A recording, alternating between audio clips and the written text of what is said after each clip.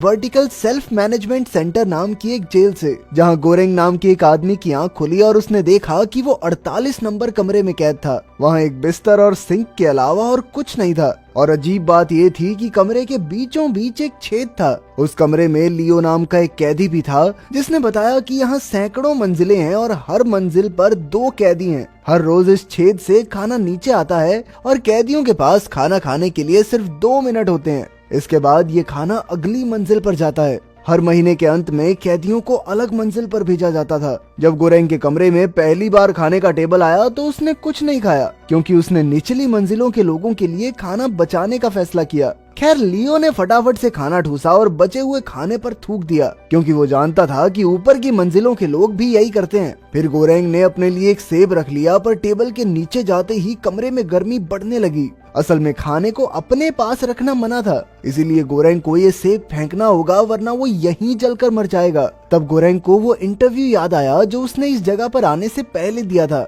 उसने एक कागज पर दस्तखत किए थे, जिसके मुताबिक वो अपनी मर्जी से यहाँ से बाहर नहीं निकल सकता। हर कैदी को जेल में कोई एक चीज लेकर जाने की इजाजत थी, और गोरेंग अपनी पसंदीदा किताब साथ लाया था। गोरेंग यहाँ अपनी मर्जी से आया था और 6 महीने पूरे होते ही उसे ढेर सारे पैसे मिलेंगे। अगले दिन गोरेंग ने एक बार फिर से कुछ नहीं खाया। उसने लियो से उसकी कहानी पूछी तो लियो ने बताया कि एक दिन उसने टीवी पर एक अनोखे चाकू की एड देखी और तुरंत ही उसे खरीद भी लिया। पर कुछ ही दिनों में कंपनी ने उससे भी अच्छा चाकू निकाला, जिससे लियो को इतना गुस्सा आया कि उसने टीवी उठाकर खिड़की से बाहर फेंक दिया, जो एक राह चलते आदमी पर गिरा और उसकी मौके पर ही मौत हो गई। इसके बाद लियो को वहां लाया गया और वो 132वीं मंजिल तक भी रह चुका है। और उसने कहा कि यहाँ और भी मंजिलें हैं। निचली मंजिलों के कैदी अक्सर भूखे रह जाते हैं, क्योंकि वहाँ तक खाना पहुँचता ही नहीं। अब गोरेंग ने सोचा कि अगर सब बराबर खाना खाएं तो नीचे के कैदियों तक भी राशन पहुँच सकता है। इसके लिए गोरेंग ने निचली मंजिल के लोगों से बात की, पर किसी ने उस पर ध्यान नहीं दिया।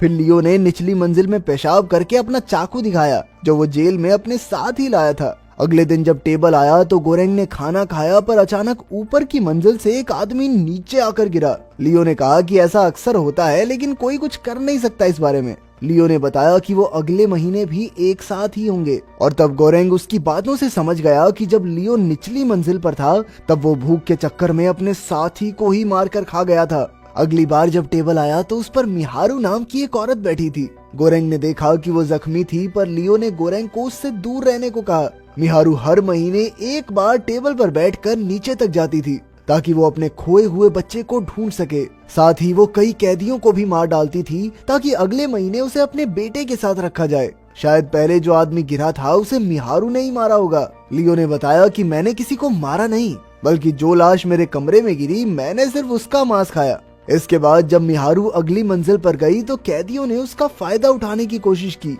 गोरेंग ने चिल्लाकर उन्हें रोकना चाहा, पर जल्द ही मिहारू ने उन्हें जान से मार डाला। आखिरकार महीना पूरा हुआ और सभी कमरों में गैस भरकर कैदियों को सुला दिया गया। जब गोरेंग की आंख खुली तो वो 171वीं मंजिल पर बिस्तर से बंधा हुआ था। लियो ने उसे इसलिए बांधा था क्योंकि गोरेंग जवान है और उसे गोरेंग से अपनी रक्षा करनी होगी। तभी बाकी मंजिलों से चिल्लाने की आवाजें आने लगी, क्योंकि सबकी मंजिलें बदल चुकी थी। जब गोरेंग के कमरे में टेबल पहुंचा तो खाने के लिए एक दाना तक नहीं बचा था। आखिरकार 8 दिन बाद लियो ने कहा कि देख भाई, बहुत भूख लगी है, अब कुछ तो खाना ही पड़ेगा। बेचारा गोरेंग रहम की भीख मांगता रहा, लेकिन लियो ने अपने चाकू के इस्तेमाल से गोरेंग की टांग से मांस निकाला और उसे खाने लगा। पर तभी टेबल पर बैठकर मिहारू वहां आ गई। मिहारू को याद था कि गोरेंग ने उसकी मदद करने की कोशिश की थी, इसलिए मिहारू लियो पर कूद पड़ी और उसी के चाकू से उस पर हमला कर दिया। फिर उसने गोरेंग को आजाद करके चाकू दिया और गोरेंग ने एक ही झटके में लियो का काम तमाम कर दिया। इसके बाद गोरेंग बेहोश हो गया और बाद में जब उसकी आंख खुली तो उसने देखा कि मिहारू ने उसकी टांग पर चादर से पट्टी की थी और वो पास ही बैठकर लियो को खा रही थी। उसने थोड़ा बहुत मांस गोरेंग को भी खिलाया और फिर बिना कुछ कहे नीचे चली गई। कुछ दिन बाद लियो की लाश पर कीड़े आने लगे और गोरेंग उन्हें खाने लगा। भाई, इस मूवी ने मूड खराब कर दिया। खैर, जल्द ही उसकी दिमागी हालत बिगड़ने लगी और उसे लियो का भूत दिखने लगा। आखिरकार महीना खत्म हुआ और कमरे में गैस फैल गई। अब की बार जब लियो की आंख खुली तो उसने देखा कि एक कुत्ता उसे चाट रहा था। गोरेंग ने देखा कि अब उसे इमो नाम की एक लड़की के साथ रहना होगा। इमो वही लड़की थी जिसने उसका इंटरव्यू लिया था। वो अपने साथ अपना कुत्ता भी लाई थी और अब वो दोनों 33वीं मंजिल पर थे।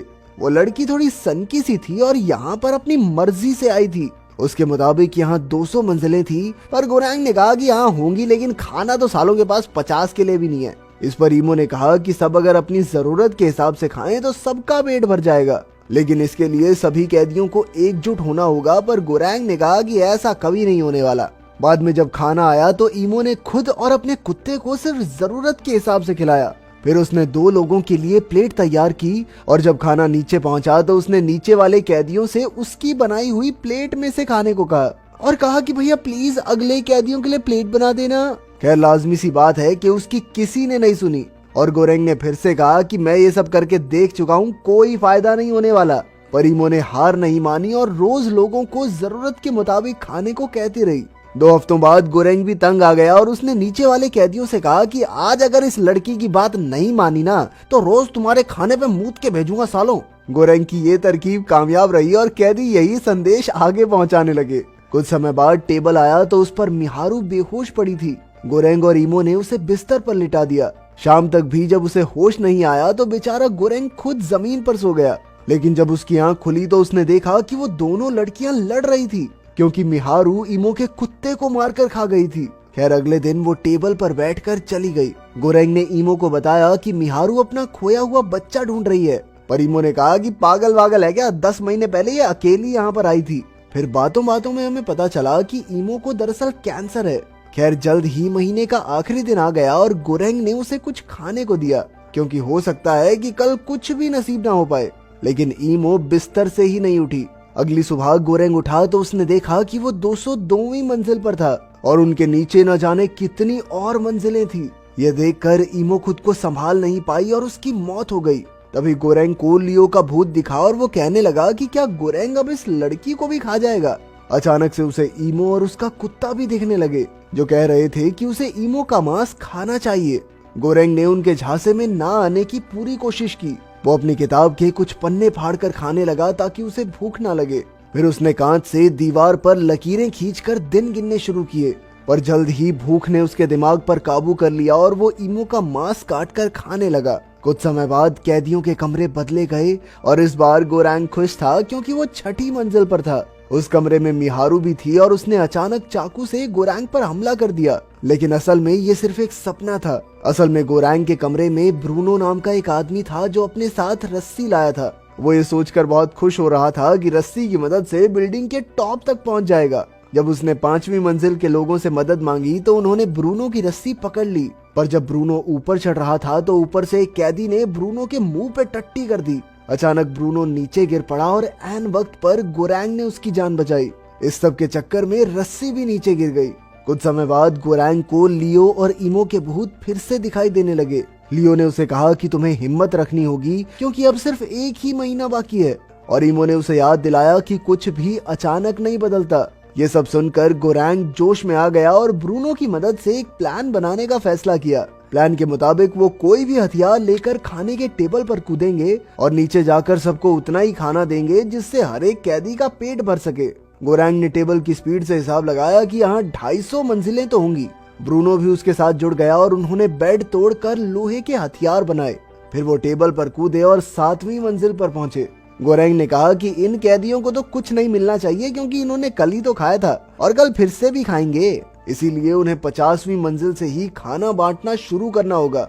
धीरे धीरे वो नीचे बढ़ते रहे और किसी ने खाने को छुआ तक नहीं। कुछ मंजिलों बाद ब्रूनो को ब्रैम बैंग नाम का एक बूढ़ा आदमी मिला, जिसकी वो बहुत इज्जत करता था। उसने कहा कि तुम दोनों बहुत अच्छा काम कर रहे हो, लेकिन आखिरी मंजिल के लोगों को खिलाओगे क्या? तब ब्रूनो और गोरेंग ने पैनाकोटा नाम की एक लजीज चीज को चुना और सोचा कि अगर ये चीज आखिरी मंजिल तक पहुंच गई तो बहुत अच्छा असर पड़ेगा।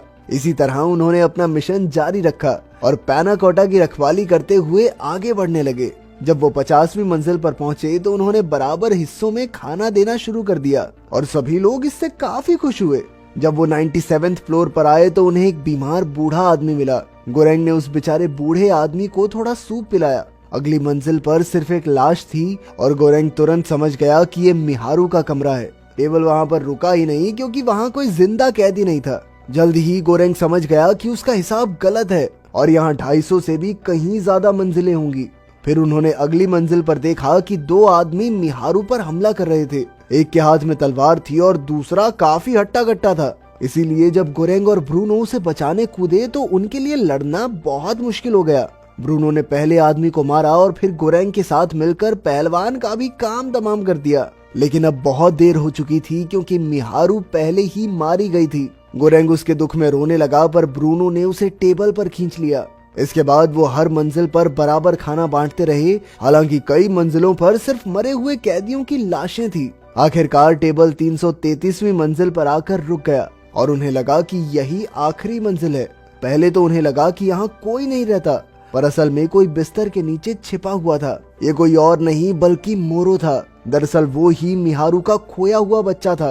ब्रूनो और गोरेंग उस लड़के की ओर बढ़े और जैसे ही वो टेबल से हटे तो वो फिर से नीचे जाने लगा। तब गोरेंग ने ब्रूनो से कहा कि पेनाकोटा को जल्दी से छेद में फेंक दे, पर ब्रूनो ने ऐसा करने से इनकार कर दिया। हालांकि उन्होंने खाना चुराया था, पर फिर भी कमरा गर्म या ठंडा नहीं हुआ। आखिरकार काफी हिचकिचाहट के बाद ब्रूनो ने मोरो को खाना दिया। वो तीनों इसी मंजिल पर रुक गए और गोरेंग को लियो, इमो और अब मिहारू का भूत भी मिलकर सताने लगे। अचानक ब्रूनो भी इन भूतों के साथ मिल गया और कहने लगा कि ये बच्चा एक संदेश है। तभी गोरेंग उठा और उसने देखा कि ज्यादा खून बहने की वजह से ब्रूनो की मौत हो गई थी। फिर जब अगली बार टेबल आया तो गोरेंग मोरो के साथ उस पर चढ़ गया और इसी तरह चलते चलते वो आखिरी मंजिल तक पहुंच गए, जहां अंधेरे के अलावा और कुछ नहीं था। आखिरकार गोरेंग को लियो दिखा, जो कह रहा था कि तुम टेबल से उतर जाओ क्योंकि तुम संदेश का हिस्सा नहीं हो। और आखिरकार वो दोनों मिलकर टेबल को देखने लगे, जो मोरो के साथ फिर से ऊपर जा रहा था। उन्होंने उम्मीद की कि शायद मोरो को देखकर ऊपर वाले कैदी नीचे की हालत समझ सकेंगे और हो सकता है कि एक दिन ऐसा आए कि सभी कैदी एक दूसरे के बारे में सोचते हुए मिल बांट कर खाने लगे। अगर वीडियो पसंद आई तो लाइक कर देना, चैनल को सब्सक्राइब कर देना। मिलते हैं अगली वीडियो में।